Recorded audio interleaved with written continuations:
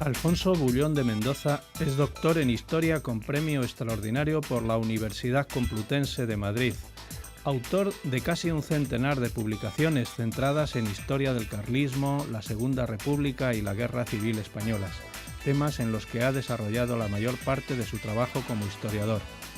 Entre otros cargos, ha sido vicepresidente de la sección de Historia del Ateneo de Madrid y rector de la Universidad CEU Cardenal Herrera de Valencia y de la Universidad CEU San Pablo de Madrid. En la actualidad es director del Instituto CEU de Estudios Históricos. Algo que tienen que dar. Entonces, los municipios que van surgiendo durante la Reconquista son municipios que muchos de ellos tienen unas cartas de fundación, unos fueros que les dan unas enormes libertades. Y los municipios castellanos son posiblemente los municipios más libres que ha habido a lo largo de la historia, y por los comparas con otros países y la diferencia es abismal. Estamos hablando del momento posterior a la Reconquista de esos territorios dominados por los árabes. Claro, todos los siglos que dura la Reconquista, esos territorios nuevos que vas teniendo que poblar, a las nuevas poblaciones, para que se animen a irse, pues les das muy buenas condiciones para que así salgan de la zona de seguridad y se arriesguen a entrar en una zona que puede ser objeto de racias, de disputas, de guerras. Y se estaba fomentando que la gente se fuese a poblar esos espacios que necesitaban nueva población, claro. Efectivamente, además es un tema apasionante porque en última instancia lo que somos viene de esos pequeños poblamientos, porque además durante mucho tiempo, no hay que olvidarlo, las distancias son reales. O sea, hasta mediados, para ser quizá más exactos, hasta el siglo XX, hasta que comienza el siglo XX, había gente que podía nacer en un pequeño pueblo y vivir allí toda su vida. A lo mejor tienes que ir a la ciudad para hacer algún papel, a lo mejor habías tenido mala suerte y te tocaba una quinta, pero las caminatas donde hemos ido de un sitio a otro eran andando. Y entonces las distancias existían de verdad. Y por lo tanto, ese hecho de que hay ahora, que serás de cualquier pueblo, grande o pequeño, pero coges un coche, coges un autobús y vas a donde quieres, no era. Y por eso la vida municipal era la vida real, la vida que se vivía por todos. Claro. ¿Y hasta cuánto dura ese periodo, vamos a decir, de no se podía hablar entonces de municipalidad, pero bueno, las poblaciones realmente que se estaban creando tenían una personalidad muy acusada? ¿Hasta cuándo dura esto? Eso dura hasta la implantación del liberalismo. El liberalismo parte del presupuesto de que en cierto sentido hay que hacer tabla rasa de lo que son los derechos históricos y hay que hacer que todos sean iguales. Y al ser todos iguales, pues entonces se dan unas leyes de administración municipal que son iguales para todos los pueblos. Y por lo general, como el liberalismo también busca el centralismo, lo que sucede es que así como antes los municipios se gobernaban en función de sí mismos, en buena medida los municipios a partir de 1833, sobre todo con la visión de Javier de Burgos, se van a gobernar en función de unas diputaciones provinciales, al frente de las cuales hay un jefe político nombrado desde Madrid, que puede incluso remover alcaldes, que tiene grandes potestades, y entonces van quedando con un poder mucho más diluido del que habían tenido históricamente. O sea que hay un poder, vamos a decir, de un ámbito nacional o centralista, que va poco a poco desvirtuando esa autonomía que tenían las poblaciones. Sí. El problema también surge cuando van dando el siglo XIX y se ve que el sistema político, el sistema que se crea en la Restauración con la Constitución de 1876, es un sistema que acaba siendo oligárquico, caciquil, donde la vida municipal es corrupta, pero es corrupta porque en cierto sentido está corrompida desde el poder. Entonces el gran problema que se plantean algunos a finales del XIX a la hora de regenerar la vida pública es el de regenerar la vida local.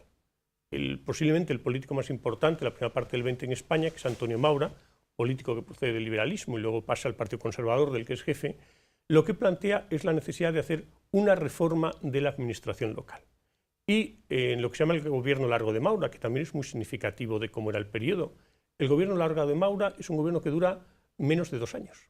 Y se llama el gobierno largo, porque en aquella época había gobiernos que duraban meses. El gobierno largo de Maura tiene como misión fundamental el conseguir una reforma de la administración local. Durante cerca de 3 años se va discutiendo en las Cortes, se aprueba en el Congreso, está en el Senado, cuando surge algo completamente imprevisto, que es la Semana Trágica, cae el gobierno Maura y todo lo que se había hecho para regenerar la vida pública pues no sirve para nada, porque los liberales que habían pactado, de hecho los conservadores podrían haber impuesto la reforma con sus votos, quisieron pactar todo, pero una vez cae el gobierno Maura los liberales se olvidan del tema y hay que volver a empezar. O sea, tiene el problema de una administración pública que se siente pues, muy víctima de los, de los vicios que había ido desarrollando el sistema. Ya.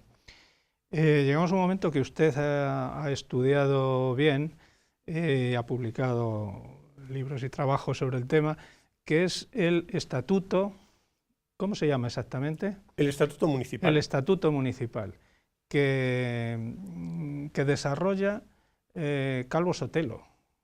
José Claro. Calvo Sotelo, que conocemos más desgraciadamente por el trágico final, inicio de la Guerra Civil, etc. ¿Quién es Calvo Sotelo en ese momento y cómo se embarca en ese proyecto de estatuto municipal? Calvo Sotelo había sido un estudiante muy brillante, hizo una carrera de Derecho con todo matrículas de honor, fue abogado del Estado con el número 1 de su oposición y, sobre todo, la oposición más alta que nunca ha conseguido un abogado del Estado. Entonces, todo abogado del Estado español sabe perfectamente quién es José Calvo Sotelo y sabe que es el que tuvo la puntuación más alta de su cuerpo, porque es un cuerpo con mucho espíritu del cuerpo, valga la redundancia. Calvo Sotelo, a la altura de 1923, cuando se produce el golpe de Estado de Primo de Rivera, pues había sido gobernador civil de Valencia, había militado en el maurismo, en el partido de Maura, y sobre todo había trabajado en el secretariado político de Maura. Y Maura le había encargado que estudiara los temas de reforma de la administración local. Cuando Primo de Rivera llega al poder, Primo de Rivera era un general curioso, porque por un lado implanta una dictadura, pero por otro lado era liberal, era regeneracionista, quiere regenerar la vida pública y sabe que sobre esos temas ha trabajado Calvo Sotelo. Llama a Calvo Sotelo, le nombra director general de la administración local y Calvo Sotelo hace el Estatuto Municipal. Claro, el Estatuto Municipal es una norma que supone un antes y un después en lo que había sido la vida de los municipios españoles después de la implantación del liberalismo. Para hacernos idea, el Estatuto plantea, en España históricamente ha habido muchos modelos de municipio. Y como no tengo motivos para decir que ninguno sea mejor que otro, aquí tienen ustedes todos los tipos de municipios que ha habido y elijan el que más le guste.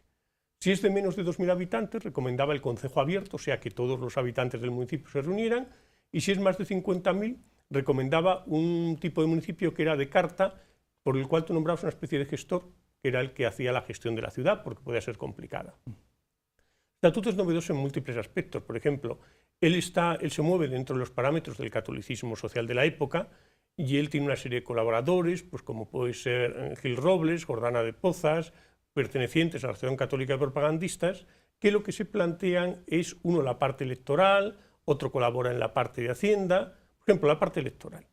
En la época, los ayuntamientos tenían simplemente una representación monocolor, y además, si la ciudad era importante, el alcalde lo podía nombrar el rey. ¿Qué se plantea con la parte electoral, que es Gil Robles, el que luego sería el político tan importante de la CEDA en la Segunda República?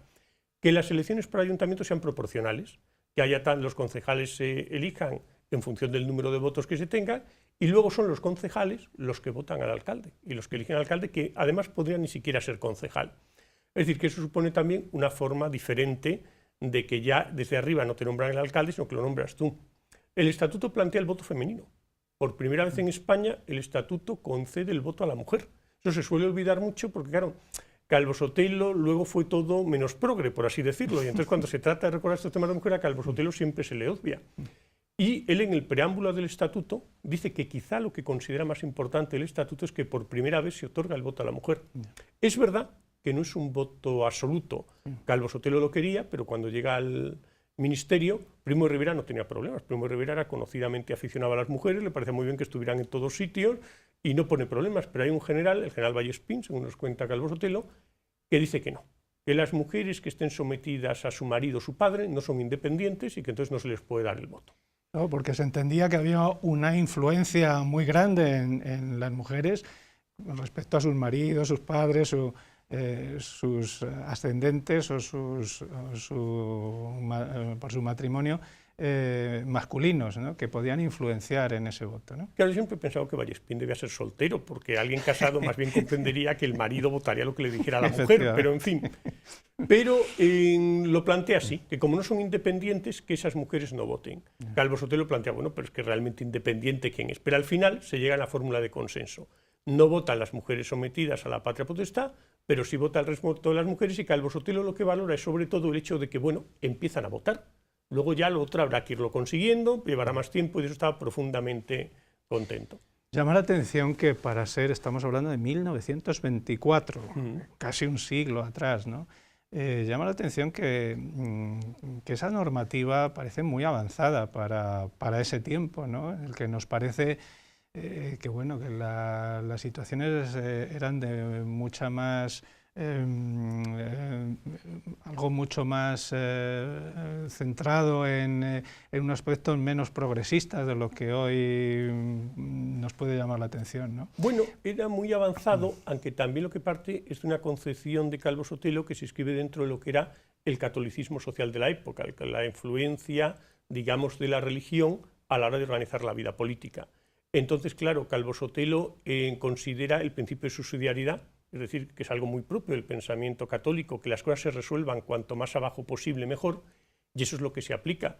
Pero vamos, la libertad que se da a los ayuntamientos con el estatuto municipal, pues no se ha tenido nunca. Por poner un ejemplo, en Calvo Sotelo permiten, el estatuto municipal, que los ayuntamientos puedan mancomunarse entre sí. O sea, 2 o 3 ayuntamientos pueden mancomunarse. Y luego desarrolla algunos temas en el estatuto provincial del año siguiente, que dice diputaciones. Vamos a ver, hasta ahora las diputaciones han sido instrumentos por los que el Estado controlaba a los ayuntamientos. Pues no, mire, las diputaciones tienen que dar servicio a los ayuntamientos. Y el Estatuto Provincial permite que si los ayuntamientos de una provincia no quieren diputación, dicen, usted no nos da ningún servicio, la pueden disolver. Por lo tanto, las diputaciones ya tenían un motivo para estar realmente al servicio de los ayuntamientos. Con el Estatuto acaba la posibilidad de que antes había de que un gobernador civil suspendiera un ayuntamiento, que a veces lo hacía un alcalde, pues digamos, por un mero decreto del gobernador civil, quedaba suspenso en funciones. Y lo solían hacer, además, antes de que hubieran las elecciones, el gobernador civil miraba qué alcaldes había hostiles al partido que él representaba, lo suspendía, controlaba las elecciones y luego ya lo reponía. Con el tema de Calvo Sotelo ya tiene que ser por una sentencia judicial. Es decir, se les da una fuerza que entonces no tenían y que luego, ya digo, en algunos aspectos, pues no han vuelto a tener. Efectivamente, porque el desarrollo del estatuto, ¿durante cuánto tiempo está vigente? El estatuto está vigente pues hasta enero del 30, que es cuando cae la dictadura de Primo de Rivera, y es una época en que los ayuntamientos desarrollan una gran actividad, porque además hay una parte económica del estatuto de Flores de Lemus, que pasaba por ser el economista por excelencia de la época, que es el que le da más atribuciones económicas. Calvo Sotelo hace mucho hincapié en que a él no le preocupan, eso es muy, muy moderno, es muy keynesiano. De hecho, los políticos después de la monarquía no lo entendieron, y los de la República tampoco del todo. Él plantea que no le preocupa que un ayuntamiento se endeude. Dice, lo que hay que ver es en qué se endeuda. El ayuntamiento no puede endeudarse en su gasto ordinario, en tener más funcionarios, pagar más sueldos, que eso se coma su presupuesto, no. Pero en hacer lo que él llama acciones de tipo reproductivo, pues mejorar el transporte, hacer un empedrado, etcétera, sí, porque esos bienes van en provecho del ayuntamiento y lo que tiene que hacer en sus cuentas es de tal forma que genere el dinero necesario para pagar los intereses del crédito. Mientras funcione así, no le importa. Eso lo aplicaría después como ministro de Hacienda y fue una época de gran construcción de obras públicas con el conde de Guadalhorce, que hace un plan de fomento nacional pues importante. Introduce, por ejemplo, también nuevos impuestos. Calvo Sotelo había hecho una tesis sobre el abuso del derecho. Frente al derecho romano que dice que tú con lo tuyo haces lo que quieres, tú tienes una finca, pegas una cerilla, la quemas y dices qué bonito cómo se quema, Calvo Sotelo plantea una función social de la propiedad y plantea que la propiedad debe tener algún beneficio para todos. Y en el estatuto municipal se ponen impuestos que hoy en día se están planteando muy modernos, impuestos para pisos desocupados. Si tú tienes unos pisos y están vacíos, un 7% de contribución. Si tienes una finca y no la explotas, un 7% de contribución. Luego también incluso plantea, hombre, si eres soltero, pues a lo mejor debes contribuir también más, y un pequeño recargo. Y te van poniendo primero recargo en el estatuto municipal, luego recargo en el estatuto provincial, porque es muy la idea de que quienes más tienen, pues tienen más que compartir. En aquella época no había un impuesto sobre la renta progresivo, eso trató de ponerlo precisamente Calvo Sotelo como ministro. Y aquí se trata de decir que paguen más los que más tienen, vamos sacando fondos y se pone también fines sociales a los ayuntamientos. Tienen que ocuparse de mantener las escuelas, de tener una casa de beneficencia. Es una concepción muy propia del catolicismo social de vamos a dar más medios, pero ustedes también van a cumplir una función social. Ya. Me estoy dando cuenta, estamos hablando de un siglo atrás, que hoy día esas cuestiones están todavía candentes y todavía nos estamos planteando cómo los municipios pueden desarrollar una autonomía mayor. Esto suele plantearse siempre en época electoral, en época de elecciones municipales. Y veo que el tiempo va pasando y seguimos liados en los mismos en los mismos problemas, ¿no? Ese desarrollo del municipalismo sigue estando hoy pendiente. Cuando ya había una normativa que resolvía muchas de las cuestiones que ahora todavía seguimos debatiendo. Hubo una época que esto estuvo muy en boga. En la época de Calvo Sotelo se ponen en marcha en congresos municipalistas, se llega a hacer uno en París, se hacen varios en España. En 1940, un poco vinculado a esto, se creó el Instituto de Estudios de la Administración Local, que luego en los años 80 para ser el INAP. Pero, claro, en época de Franco, por mucho que se reverenciara teóricamente a Calvo Sotelo y que se pusiera un Instituto de Estudios de la Administración Local, aquello fue enormemente centralista. Cuando llega la transición, lo que se hace es una descentralización, fundamentalmente a que los ayuntamientos, evidentemente, también coge mucho más peso que el que habían tenido antes, muchas más atribuciones. Se hace en un régimen que lo que hace es que coloca la descentralización en las comunidades autónomas. Por lo tanto, ya no será el centralismo de Madrid, pero también desde la comunidad autónoma se tiene sobre los ayuntamientos mucha mayor influencia que lo que un Calvo Sotelo, por ejemplo, hubiera considerado apropiado. Calvo Sotelo, cuando hablaba de la Mancomunidad de Cataluña, que era entonces una mancomunidad de diputaciones catalanas que había en su época, ni de lejos tenían las competencias de una comunidad autónoma de hoy, pero bueno, era lo más parecido que podía haber. Consideraba que, bueno, para un regionalista estaría feliz, pero que un provincialista, que él decía que era el espíritu que realmente había en España, eso ya le gustaba menos, y un municipio no tenía ningún motivo para gustarle a la mancomunidad, porque lo que hacía era comerse buena parte de sus competencias. Yeah. Entonces, entiende que lo que hacen las autonomías es asumir ese papel que entonces tenía el Estado central, pero los municipios siguen en la misma situación. Antes dependen de un Estado central, pero ahora dependen de un Estado autónomo, de una administración autonómica, ¿no? Claro, en la larga historia de España decimos, con respecto al 24, están más mediatizados que el 24. Con respecto al 40, evidentemente tienen más atribuciones que el 40.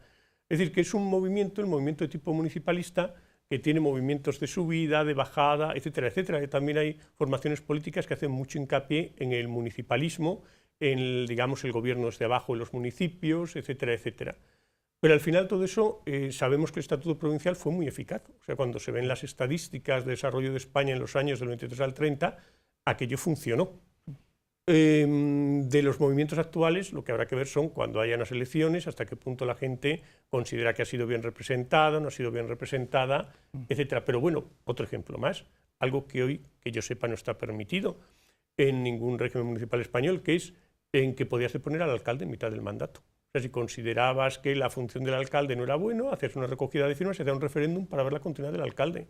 Si tomabas medidas que comprendían enajenar en propiedades del ayuntamiento más de 30 años o de una importancia especial, tenía que haber un referéndum obligatorio en algunos casos y en otros si lo pedía un 20% de la población. O sea, había un deseo de que realmente la gente se involucrara en la vida de las ciudades y por ello para los pueblos de menos de 2.000 habitantes, que hoy en día pues serán mucho menos representativos, pero en la España del 23-24 todavía no ha sido el gran proceso de industrialización, o sea, había bastantes y con bastante población en su conjunto, plantea el concejo abierto, o sea, que lo propio era que la gente fuera, se reunieran ellos y todos pudieran hablar y todos pusieran defender sus posturas. Y esto funcionó razonablemente bien. Esto funcionó razonablemente bien con un pequeño problema en lo que se refiere a la parte electoral, porque en la dictadura de Primo de Rivera no hubo nunca elecciones, ni municipales, ni nacionales, ni provinciales, y cuando en 1930 cae la dictadura y el nuevo gobierno plantea elecciones municipales, con grandes protestas de Calvo Sotelo,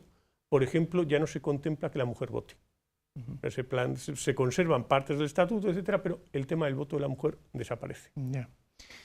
En el fondo, yo creo que entonces ahora subsiste siempre el tema financiero, el tema de cómo se financian los ayuntamientos, ¿no? Que yo creo que es lo que hoy preocupa también básicamente. Cuando se habla de una mayor autonomía, se está pensando en una autonomía financiera y eso parece que sigue sin resolverse también. Ahí es posible que hayamos dado importantes pasos atrás. O sea, naturalmente Calvo Sotelo, cuando quiere ayuntamientos que funcionen económicamente, plantea que pueden tener más impuestos, plantea que pueden municipalizar servicios, no para abaratar los costes, sino para tener ingresos, pero sobre todo plantea un banco de crédito local.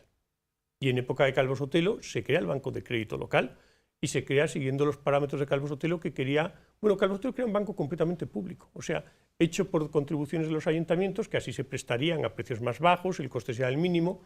En el Consejo de Ministros, primero en la ponencia del directorio consideraban que aquello no estaba claro que funcionara, al no haber ánimo de lucro, al no haber gente que se beneficiara, un funcionario sabría llevarlo o no, y al final se hacía algo mixto. Es decir, Calvo Sotelo ahí hizo un banco de crédito local para que los ayuntamientos se financiaran. Luego, cuando fue ministro, hizo el exterior de España, el de crédito hipotecario. O sea, él quería la banca pública especializada, que hay que crear una banca pública que, por lo tanto, no busque el beneficio, sino que busque dar el mejor servicio a las instituciones públicas. Claro. Eso es algo que desaparece en la transición, pero que existe hasta épocas recientes. Siempre se ha dicho que los ayuntamientos son escuelas de gestión política, de rodaje de políticos que luego siempre tienen la pretensión de llegar mucho más arriba. Y desde luego lo que está claro es que esos políticos están permanentemente en el ojo de los ciudadanos, porque esa proximidad hace que el ciudadano tenga más conciencia y más consciencia de lo que están haciendo, porque les está afectando más directamente. En esto creo que, bueno, seguimos igual, aunque no sé si exactamente igual, porque muchas veces siempre se dice que el político a veces un poco válido, si entra en un ayuntamiento y sabe moverse y demás, puede aspirar a unos mayores rangos en el partido político correspondiente y luego en las administraciones. No sé cómo contempla esta situación de la escuela política en el municipio, ¿no? Como bueno, inicio. Va por épocas. Por ejemplo, por empezar en la histórica de Calvo Sotelo, en la España de la Restauración, gran parte de las masas eran completamente ajenas a las políticas. La política era en buena medida cosas de oligarquías, de funcionarios, etc. Con Calvo Sotelo mucha gente se anima a intervenir en la vida pública, sobre todo de sectores marginales del régimen, mauristas, católicos, y es gente que luego, por ejemplo, encontraremos en la época de la Segunda República, muchos de ellos pues dentro de la CEDA. O como también la dictadura juega mucho a apoyarse en el Partido Socialista, también dentro de las filas socialistas hay gente que coge aquí su experiencia política. En la actualidad, en cualquier caso, lo que ocurre es que hay mucha más posibilidad de hacer una vida política que la había habido entonces. Hay gente que toda su vida es vida política y nunca ha tenido a lo mejor vida profesional, pero también es verdad que el ayuntamiento es, por lo menos en principio, lo que piensa uno, lo que está más próximo al ciudadano, y que a la hora de votar un alcalde, pues más a veces que el color político piensas este lo ha hecho bien, lo ha hecho mal. Hay que tener en cuenta que el sistema político español en muchas cosas difiere de otros. Por ejemplo, en Estados Unidos tu congresista es tu congresista. A ti se te sube un gato al alto de un árbol y llamas a tu congresista para que tu congresista se ocupe de tu gato. Aquí nuestros congresistas son representantes de la nación y por tanto el caso que te pueden hacer es tal que nulo. Y bueno, eso en el ayuntamiento no ocurre. O el alcalde hace caso a la gente que gobierna o evidentemente tendrá problemas. Claro, claro, evidentemente.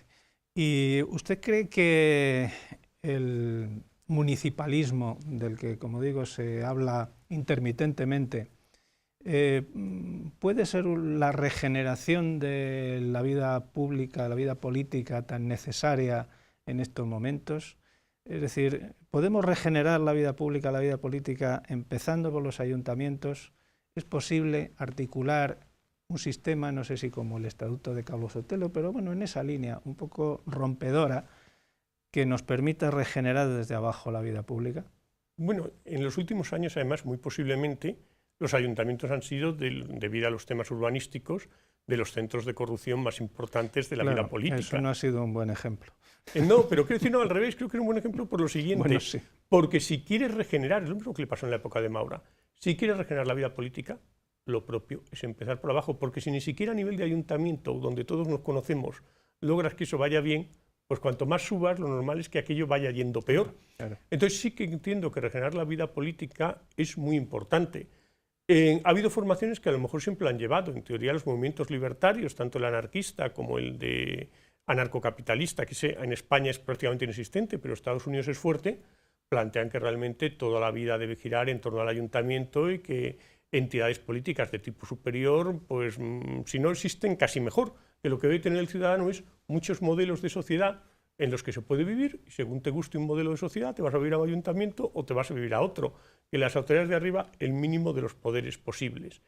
Y en cualquier caso, irnos a posturas tan extremas como los movimientos libertarios, lo que está claro es que si no consigues que tu propia ciudad funcione bien, pues cada vez irás a peor, o por lo menos es lo que parece indicar la lógica. Claro.